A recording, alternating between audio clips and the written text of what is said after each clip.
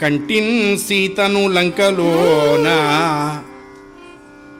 నీ కోసం బ్రతికి ఉన్నటువంటి సీతమ్మ వారిని లంకలో నేను చూచాను, ఆ తల్లి క్షేమంగా ఉన్నది స్వామి అన్నాడంతే. ఆ మాటకి రామచంద్రమూర్తి మనస్సు ఆనందపడ్డది. తర్వాత ఇక అన్నీ చెప్పుకోవచ్చుగా, ఎట్లా ఉంది ఏమిటి అది ఇది అన్నీ చెప్పారు. నువ్వు ఇక ఆలస్యం చేయకూడదు రామా, ఆవిడ తల్లిని తొందరగా రక్షించాలి, ఇది నా ప్రార్థన అన్నారు. ఇక విషయం తెలిసిన తర్వాత నేను ఊరుకుంటానా హనుమా అన్నారు.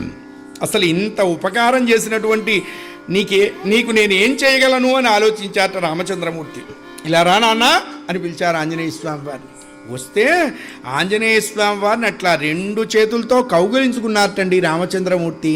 రామచంద్రమూర్తి యొక్క శిరస్సు ఆంజనేయ స్వామి వారి భుజం మీద, ఆంజనేయ స్వామి వారి యొక్క శిరస్సు రామచంద్రమూర్తి భుజం మీద ఉంటే అలా కౌగిలించుకొని, శివుడు దప్ప ఇట్టి పనిల్ చేయవరి వశము, ఔరా నీ సామర్థ్యం వనిలజ అసదృశము,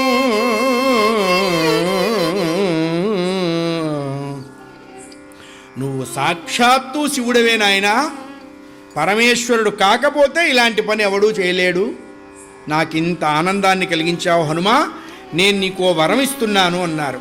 ఏమిటా వరం స్వామి అన్నారట.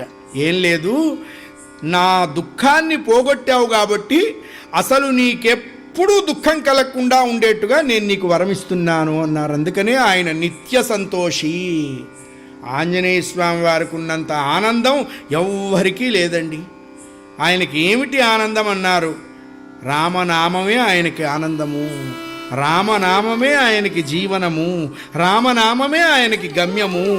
ఆయన్ని ఆశ్రయించిన వాళ్ళందరికీ అంత స్థితిని ఆ పరమాత్మ ఇస్తాడు ఆంజనేయ స్వామి.